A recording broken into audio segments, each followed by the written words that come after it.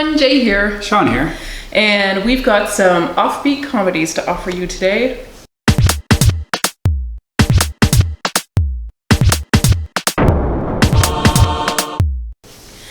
So we know times are tough.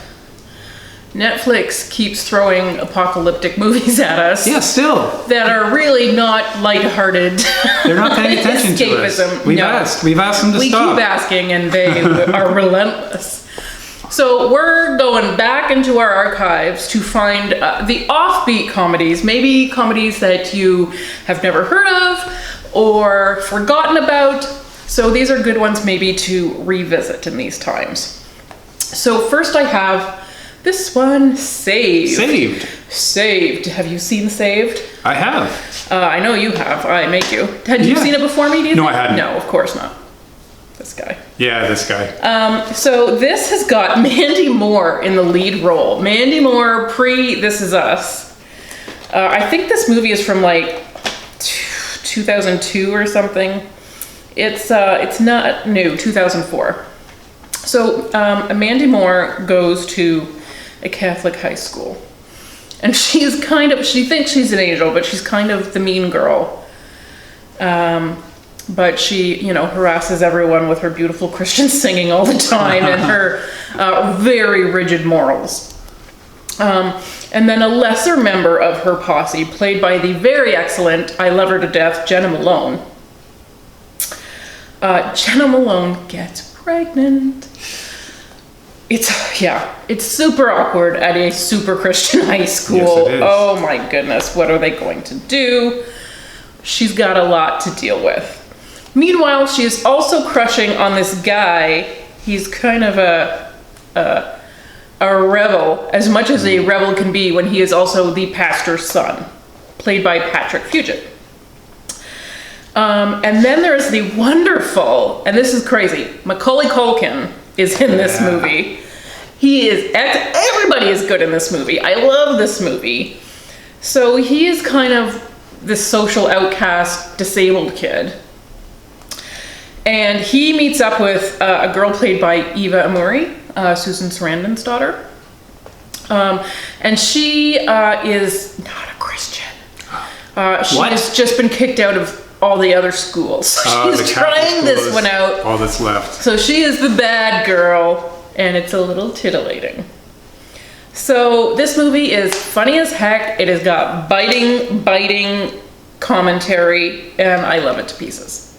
Saved. It is a good movie. I enjoyed it. Oh, if Sean enjoyed it. If I enjoyed it, okay. It's good. Next one.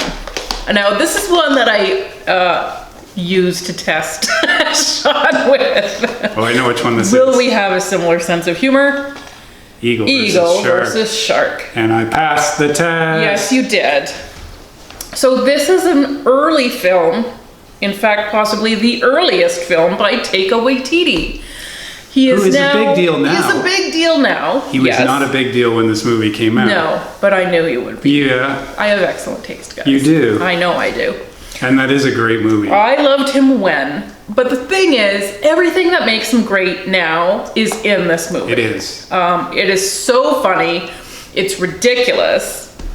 So it's got Lauren Taylor and Jermaine Clement in the two lead roles. They are social outcasts who work at the same mall. And she has had a crush on him forever. He's oblivious. They hook up at a dress as your favorite animal party. Yeah, eagle and shark. So they're a couple of cool people. Yeah. She comes as a shark. He comes as an eagle. She, being the crusher, compliments his choice. He kind of returns the compliment because he admits he considered the shark, but then remembered that eagle is slightly better. Yeah. Anyways, despite, it seems like it's going to be a match made in oddball heaven. It's not, because not only is he weird, he is the kind of weird that should be grateful to get anything. And as weird as she is, she's miles better than him. And yet he still has no appreciation for her and treats her like dirt. Yep. And yet, her character's so wonderful and treated so wonderfully. You love her to bits. You kind of love him to bits, even though he's awful. And it never stops being funny. It never stops being funny. So this is a good one. Of course, now everyone knows Taika Waititi made the good Thor movie. He just won an Oscar for writing Jojo Rabbit. This is his first big film. It is excellent. And if you like this, then you're going to want to see Boy, which is very good. You're going to want to see Hunt for the Wilder People, which is very good. You're going to want to see What We Do in the Shadows, which is very good. He's got... Just get his whole catalog. Yes. He's consistent. Go back and see the early stuff. Yes. All the way through. He had his own unique voice from the get-go. Yep. Next up... I Heart Huckabees. Oh, yeah. Now, this one is kind of hard to ignore because it's got such a star-studded cast. And it is by director David O. Russell, whom I hate. I mean, I've never met him. I don't know for sure that I hate him, but I just hate almost everything else he's done aside from this movie. Joy, not great. People like Silver Linings Playbook. People do like that. I don't. You don't? I do not. I mean, American Hustle, I didn't care for. Accidental Love, nobody cared for, and even he's so embarrassed he ended up changing his name. That's not his name on it. That's a weird one. It's on Netflix. Don't even see. How bad can it be? It's Jake Gyllenhaal, and no, it's so bad. Don't even do it. But do watch this one. Oh my gosh, Jason Schwartzman. I can't even explain him, but he's just a guy who's going out in the world and he coincidentally sees the same person like 3 times and is immediately just struck that this is not mere coincidence. So he hires a married couple, Lily Tomlin and Dustin Hoffman, both so freaking good in this. Oh, freaking good in this. They are a pair of existential detectives. So they are going to observe his life and figure out what strange things are amok. Anyways, it's got a big cast, like I said. Isabelle Huppert is in it, Jude Law is in it, Naomi Watts is in it, and in perhaps my favorite role of all, Mark Wahlberg is in it. That's how weird this movie is. Yeah. Jay loves a Mark and Wahlberg a very, very brief glimpse of Jonah Hill in an early role. Check it out. It is weird and weirdly delightful. Next, I am going to offer you Best in Show, which is one of Christopher Guest's mockumentaries. I don't know if it's the best. It might be the most well-known, or at least it was at the time. It was a big deal at the time. Yes, it was. It kind of came out of nowhere and people were like, what the heck? So Christopher Guest was famous for a long time for making these brilliant mockumentaries with a lot of the same cast over and over again. Best in Show is about a dog show. And it just brings together so many eccentric characters who take this so seriously. He's clearly done his homework as to the dog show circuit. Yes. Yeah. But, Eugene Levy, Catherine O'Hara, I love them to bits and pieces. But everyone in this is great.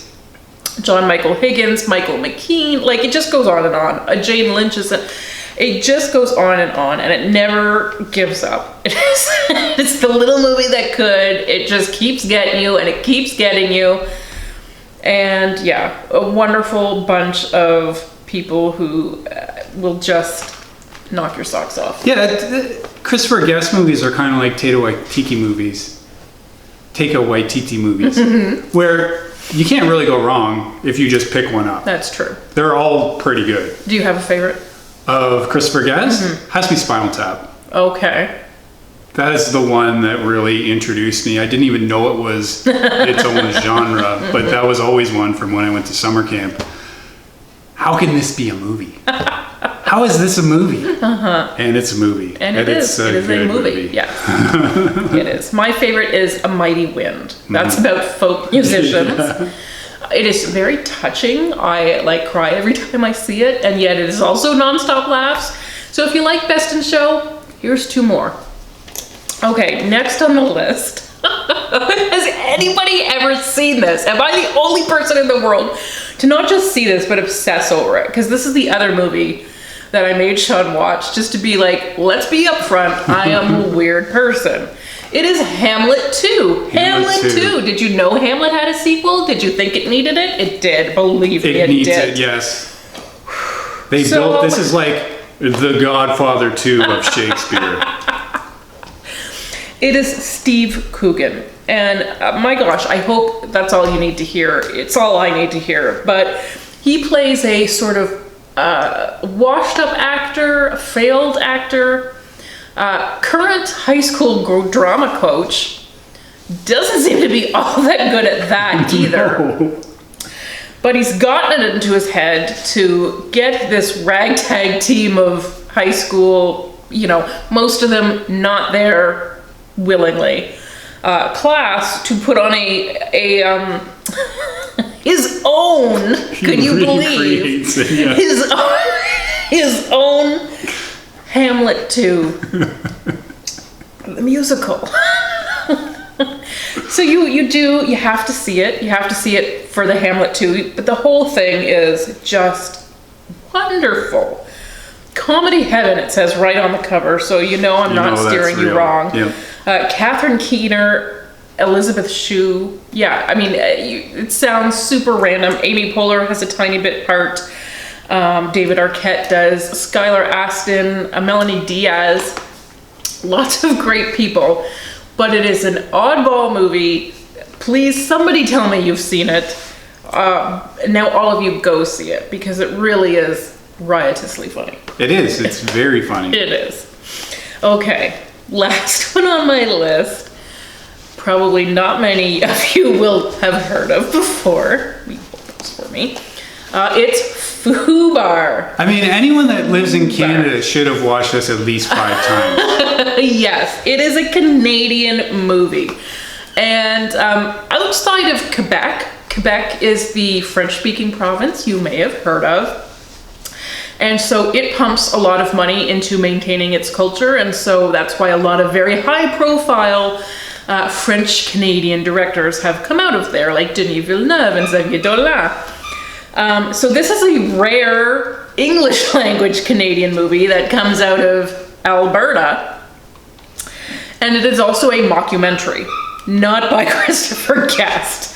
But it's basically about Terry and Dean. These two, like, headbangers, burnouts. I want to say. Yeah. Burnouts for sure. I mean, they think they're real cool guys, living the best life. But you can tell, like, this is the life that they decided on when they were 15, and they are still living it now, and that is well past.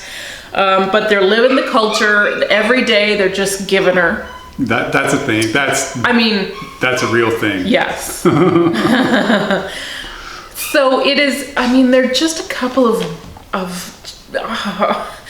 unlike anything you've probably seen in any movie, these two guys, they're like the everyman, and it's a fake documentary, they're characters, but a lot of the people in the movie don't know that these are characters, because they just filmed it out and about in Canada. That's how you make a Canadian movie outside of Quebec, is you make it for $1,000. Yes, that's right. They just, the director just rented a house one summer, and they just filmed there and did this ridiculous, wonderful thing. See it, Fubar. And if you like it, there is a sequel. It's not as good. That is not as good. Of course it's not as good. Most sequels aren't. But it's still alright. If you want to revisit these characters again to see if they've grown up any, you should check it out. Anyways, it's called Fubar. That is, Sean, do you know what Fubar stands for? I do. Okay. You want to tell the nice people? Yeah, fucked up beyond all recognition. That's right. So it's crass. They say the F word like 250 times in this movie. That's how it is. But it's kind of magnificent. It is. Okay, well, thank you so much for watching. That was my list of all my favorite offbeat comedies. Now, we're going to have to sit through Sean's. Bye, guys. Bye.